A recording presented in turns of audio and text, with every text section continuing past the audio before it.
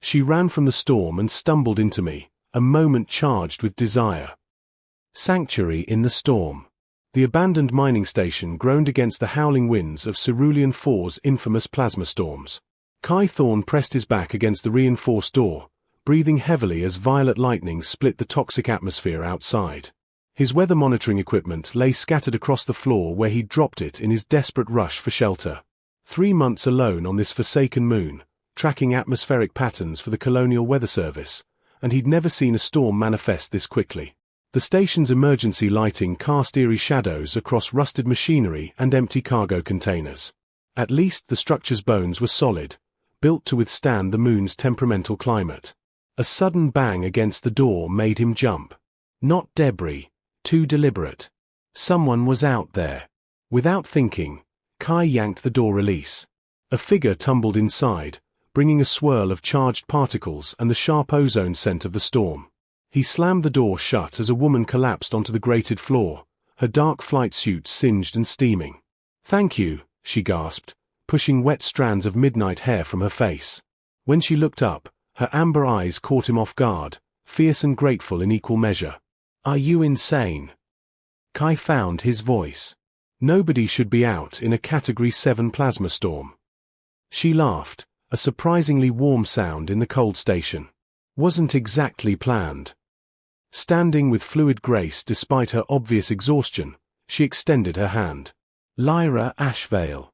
My shuttle's navigation failed 2 clicks from here." Her grip was firm, her skin still cold from exposure. Kai noticed the way she held herself, confident despite her vulnerability. "Kai Thorne. Meteorologist. Though I'm guessing you already figured this wasn't tourist season." The purple death clouds were my first clue. Lyra shrugged off her damaged jacket, revealing a form-fitting thermal suit underneath. She caught him looking and raised an eyebrow. "See something interesting, weather boy?" Heat crept up his neck. "Your jacket's bio-weave is compromised. The storm's radiation could have." He moved closer, examining the scorched fabric. "You're lucky. Another minute out there. Then I owe you more than just thanks."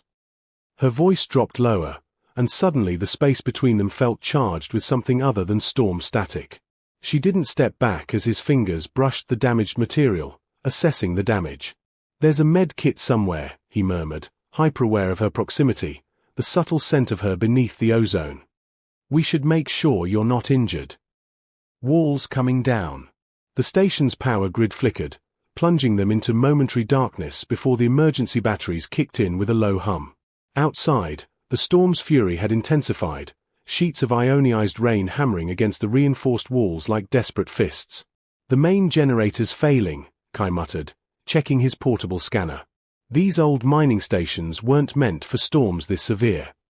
Lyra had settled onto a dusty supply crate, watching him work with those unsettling amber eyes. "How long until total failure?" "Maybe 3 hours. There's a backup thermal unit, but..." He gestured helplessly at the ice forming on the interior walls. "It's barely functioning." "Then we'd better get comfortable." She pulled her knees to her chest, a shiver running through her despite her attempt at nonchalance.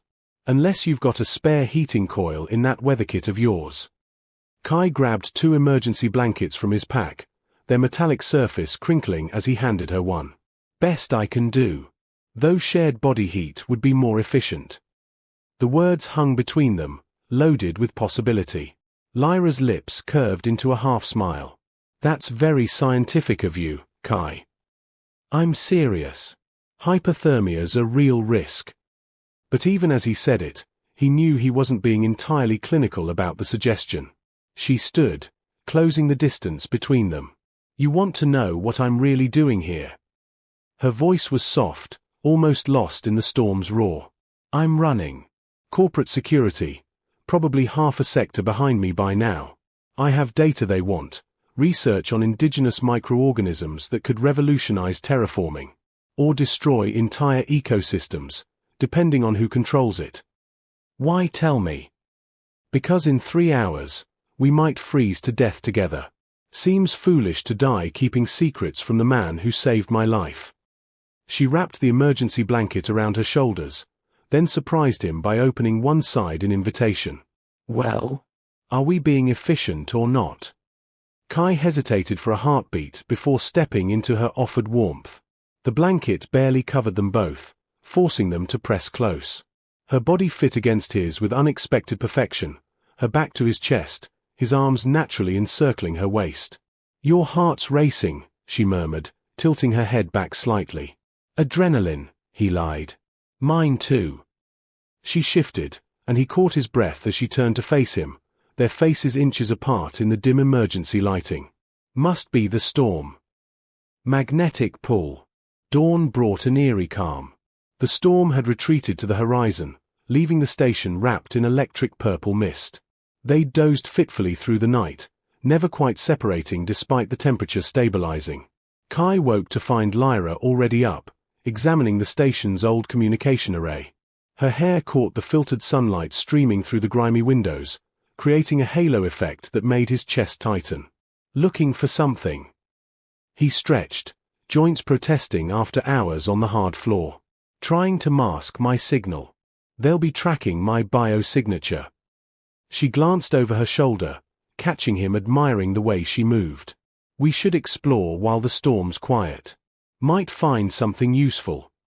The station's lower level housed abandoned mining equipment and personal quarters from the operation's heyday.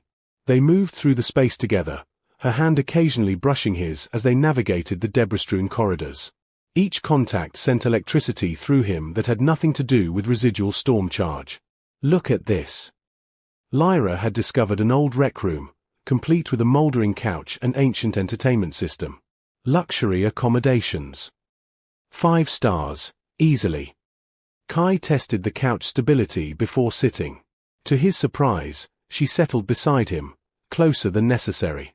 "You know," she said, studying a dusty photograph left behind by some long-gone miner, "I haven't trusted anyone in 2 years. Occupational hazard of stealing corporate secrets. And now." She turned to face him fully, her knee touching his thigh. "Now I'm trapped in a storm shelter with a handsome meteorologist who talks in his sleep about atmospheric pressure patterns." "I do not." A grinding crash from above cut him off. The ceiling buckled, supports groaning as storm damage finally took its toll. Kai moved on instinct, pulling Lyra against him and rolling them both behind the heavy mining equipment as debris rained down. When the dust settled, he found himself on top of her, their bodies pressed together, her hands gripping his shoulders. Her pupils were dilated, breath coming fast, but not from fear. "You're making a habit of saving me," she whispered, her fingers tracing the line of his jaw. "You're making a habit of needing it." The words came out rougher than intended. She arched up slightly, eliminating the scarce distance between them. "Maybe I just like the way you do it."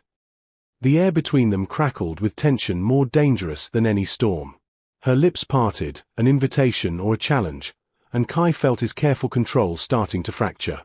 Confessions enlightening. The storm returned with vengeance as darkness fell, worse than before. The station shook with each thunderclap, and Kai knew they were witnessing a once-in-a-decade atmospheric event. The backup power had finally died, leaving them with only portable light sticks that cast dancing shadows on the walls. They'd relocated to the most structurally sound room, a former supervisor's office with reinforced walls. The space was intimate, barely large enough for the desk they'd pushed aside and the nest of blankets they'd assembled. "Tell me something real," Lyra said suddenly, sitting cross-legged facing him. "Something you've never told anyone." Kai considered deflecting, but something about the way she looked at him, open, vulnerable, made him want to match her honesty. "I came to Cerulean 4 to hide. My partner died in a weather prediction failure on Colony 7. A storm I said wouldn't hit. 30 colonists gone because I misread the data. That's why you're alone out here. Punishment. Penance." He couldn't meet her eyes. "I thought if I could understand these storms, predict them perfectly, maybe I could." "Forgive yourself." Her hand found his in the darkness. "Kai, you're not a god. You're a man trying to read the unreadable." Lightning blazed through the window, illuminating her face for a brilliant second. In that moment, she was everything: absolution, desire, possibility. "What about you?" he asked, voice thick. "What are you really running from?" She shifted closer, their knees touching. "The person I was. A company scientist who followed orders, who didn't ask questions until it was too late. They were using my research to destroy indigenous populations, clearing planets for colonization. When I tried to stop them, they labeled me a terrorist." "You're not. How do you know?" Her laugh was bitter. "You've known me less than 48 hours. Because I see you." The words emerged without thought. "I see how you care, how you carry that weight. Terrorists don't have conscience in their eyes." Another lightning strike, and suddenly she was in his lap, hands framing his face. "I haven't felt safe anywhere in 2 years," she breathed against his mouth. "But here, with you, in the middle of this chaos." He kissed her before she could finish, pouring every unsaid word into the contact. She responded with equal fervor, her body molding to his as thunder shook the station. When they broke apart, both were breathing hard. "I want to remember this," she whispered, fingers tangling in his hair. "Whatever happens when the storm passes, I want to remember feeling this alive." Dawn of something new. They came together in the storm's final hours with desperate tenderness, two souls finding anchor in each other while the world raged outside. Every touch was a promise, every kiss a confession of need that went beyond the physical. When Lyra whispered his name in the darkness, Kai felt something broken inside him finally start to heal. Morning arrived with suspicious tranquility. The storm had passed, leaving crystalline skies and air so clear it hurt to breathe. They lay entwined in their makeshift bed, neither willing to acknowledge what daylight meant. "My shuttle's emergency beacon," Lyra said finally, her head on his chest. "It's been transmitting since I crashed. They'll come." "How long?" "Hours, maybe less." She tilted her face up to study him. "You could come with me. There are other worlds, other storms to study. Running forever. Living freely." She sat up, the morning light painting her skin gold. "Together." Before Kai could respond, his equipment crackled to life, proximity sensors he'd set up days ago. 3 vessels approaching from the east, moving in formation. Corporate security pattern. "They are here." Lyra was already moving, gathering her things with practiced efficiency. "You should go. Tell them you never saw me." "No." She stopped, turned. "Kai, they'll arrest you for harboring a fugitive." "Then they arrest me." He stood, pulling her against him. "I've spent 3 years alone with my guilt, thinking I didn't deserve connection, didn't deserve to feel again. You changed that. I'm not letting you face them alone." Her kiss was fierce, desperate. "You beautiful, stubborn fool. We could transmit your data," he said suddenly. "Broadcast it on all frequencies. If everyone has it, no one can monopolize it." Hope blazed in her eyes. The station's old transmitter, would it work? One way to find out. They raced to the communication array, working in synchronized harmony as the vessels grew larger on the horizon. Kai's weather equipment provided the power while Lyra uploaded terabytes of research data. As the first corporate shuttle touched down, the transmission completed. "It's done," she breathed. "They can't suppress it now." Through the window, they watched armed security agents approaching. Kai took her hand, squeezing tight. "Whatever happens, we face it together," she finished. The agents entered to find them standing side by side, hands clasped, unafraid. The storm had brought them together, but something stronger, choice, trust, love, would keep them that way. Later, as they gave their statements, as lawyers and advocates became involved, as the corporate empire scrambled to contain data now freely available across the sector, Kai and Lyra remained united. They'd found each other in the storm's fury, but they'd chosen each other in the calm that followed. And that, they knew, made all the difference. The end.